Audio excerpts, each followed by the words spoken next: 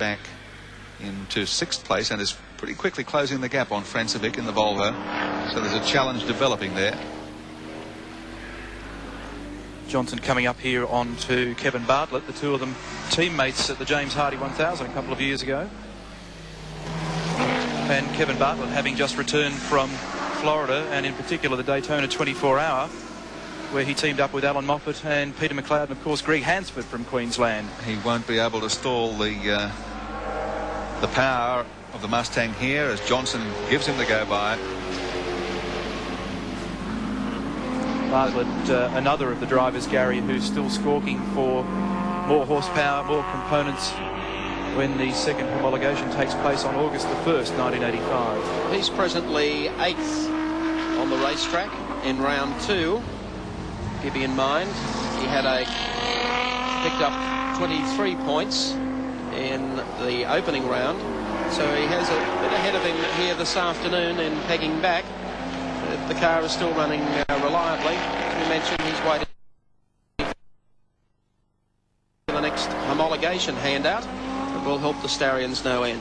Yes, he managed to edge out Alan Jones to take 3rd place at Winton and pick up those points. But of course that was a lot more corners at Winton, and handling made a bigger difference there, I think, than we're finding at Sandown. And he's just a little bit outgunned for speed on the long straights here at Sandown, Kevin Bartlett. Not the case for Johnson. Continues to put his foot into the wall as he comes out of these corners.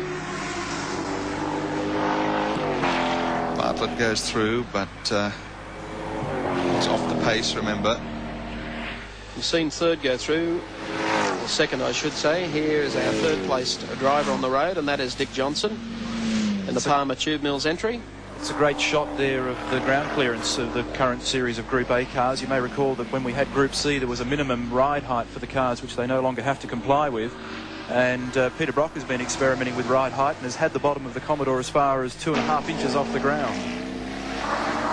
Whilst the Group A cars are very much more in the silhouette of a road-going car, they are in fact more of a genuine race car in terms of engineering. The trim's all ripped out of them, the suspension, the brakes, very much more purpose-built, and indeed some of the engine mods, but they're a little bit tighter with this power-to-weight ratio, if you like, if we'd like to call it that, than they were with the old Group C rigs, and that's what keeps them down in lap times. And Brock was saying to me on Thursday that if only we could get the 400-odd brake horsepower in this car that we had in the last one, we'd really be ripping around with the new underside of the car. With talking about ripping around the underside of the car, with 2.5 inches of clearance, I'd hate to see him over the speed humps at Bathurst. Not wrong there. Interesting question there. Without the additional front air dam and rear deck spoiler on these cars as they roar down Conrod Straight, I wonder just how stable they'll be. It's probably a good question that we can ask Dick Johnson in October. Well, there's Johnson going through, and another man who's been making progress in the field is this Kiwi, to be frank with you. And behind him at the moment is yet another of his fellow countrymen. That's Neville Crichton, who was runner-up to teammate Jim Richards in the opening round. He dropped back as far as, I think, about 11th in the field, and now has come back to 6th on the road. He's done a great job, and I think he's going to get Francevic here before too much longer. They've got 5 laps remaining, and oh, look at the damage to the body panel there on the side of Crichton's otherwise pristine BMW. And if we get a chance later, but I don't think we will, because I think Bondi's pretty much out of things now. The damage to his car is substantial as well. That first corner tiff really threw out some of the calculations. Took a little of the heat off Peter Brock for the opening circuits. He sprinted to the lead. He's been able to maintain a fairly substantial lead over, of course, Jim Richards. Richards gets down to 3 seconds, 2.9, then blows out again to maybe 3.5 seconds. Crichton's going to get Francevic here shortly, I think, the next lap or so. Francevic has an ace up his sleeve, though, Gary, particularly for the next round of the Touring Car Championship at Symmons Plains, where he goes back to the radial tyres.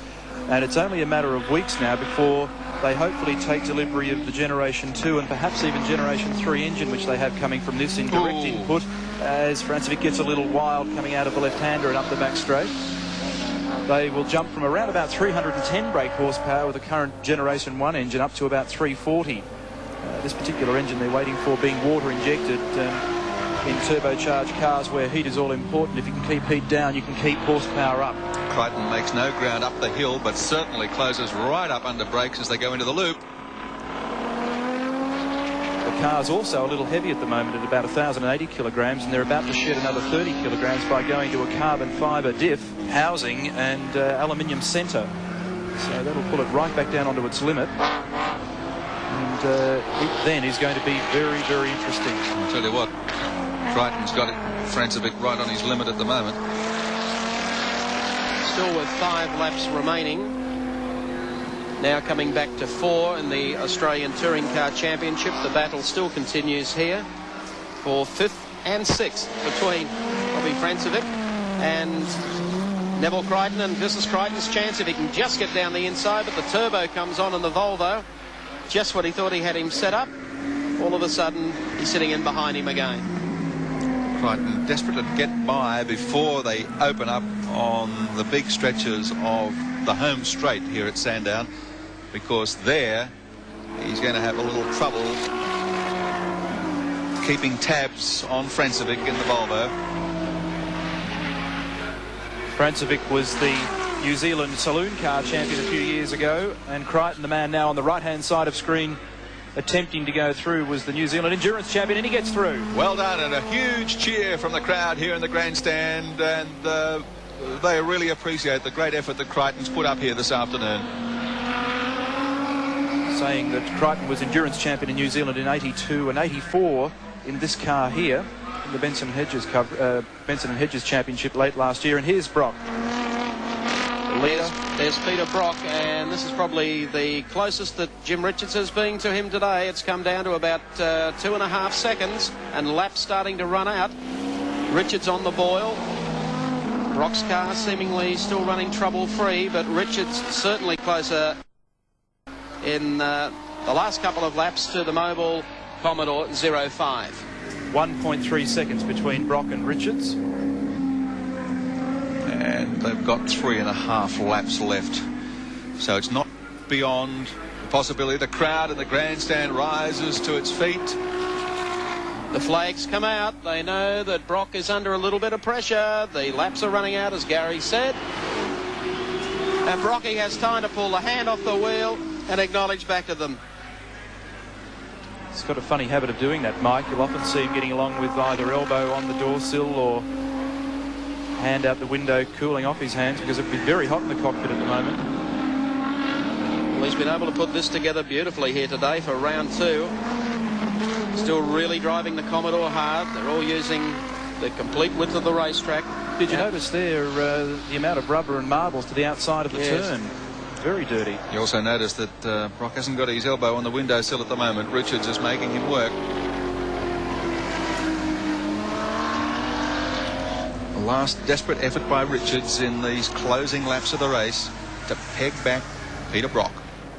The man who missed the opening round of the championship at Winton came out here, qualified on pole position, and has got the winner of the opening round tucked in behind him, Jim Richards.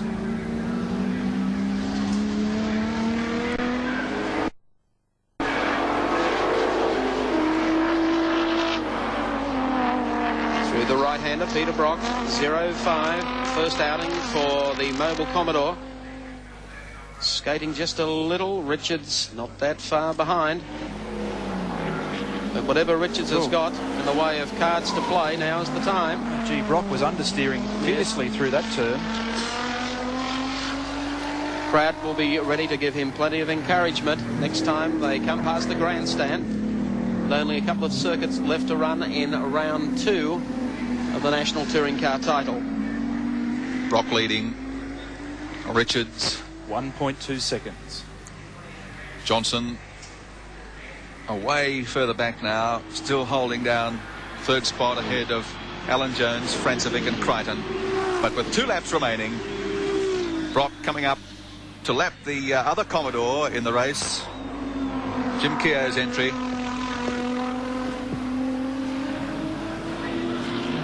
Keogh will probably stick to the sideline. There's not much he can do about it. He's running his pace. He'll get out of the way and let Brock go. Wave Brock by. Yes, he does. Brock warming up to take advantage of it. And he'll be trying to do it in such a way as to extend that gap a fraction between himself and Richards. He's done that in the knowledge that Richards will not be able to get by before they get into the loop. So Richards has been held up by that manoeuvre. Past master, as we said, Peter Brock, at this type of racing. Richards gives it a try coming out of the loop. Takes Keogh. He didn't lose all that much. Keogh gave him just a moment or two for a flutter there as the back end of the car broke away. That's when Richards arrived. Positions for the rest of the field still unchanged. Brock leading from Richards, then Dick Johnson, then Alan Jones, Neville Crichton and Frankovic. Coming up on some of the slower cars, Brian Sampson's Group E car that's being decked out now in Group A gear. About to have a lap put on it by Peter Brock as they come up to the right-hander, bringing him back down towards the pit area. Now less than a second, Mike, about 0.8. And just over a lap remaining. Sampson, motor racing sportsman, moves to the outside to give Peter Brock and Jim Richards plenty of racing room. The crowd alive here at Sandown. They're standing in seats waving on Peter Brock,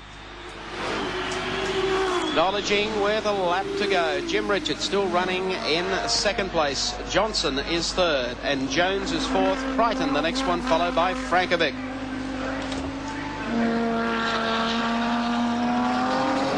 Coming up again towards Castrol Corner. Brock behind some slower cars. Seems to strike them just on the exit. It's XJS Jag, and Richards sideways coming out of the corner. That's blowing it. Brock acknowledges with a hand out. Dear me. Virtually to say sorry. And I thought it was Brock in trouble on two wheels back there, but Jim certainly made a mess of that one. Well, that little manoeuvre has just opened it up for Peter Brock as they drop over the top of the back straight, coming down to the loop area. Back now to 2.2 seconds.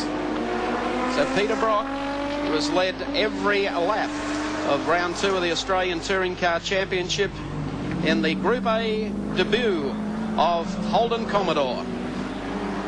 And he will have a few of the other teams now starting to scratch their heads. They thought that it would be at least half of the season before Brock could put together a win in virtually an unsorted car. Well, he's come back to prove he can do it in one race.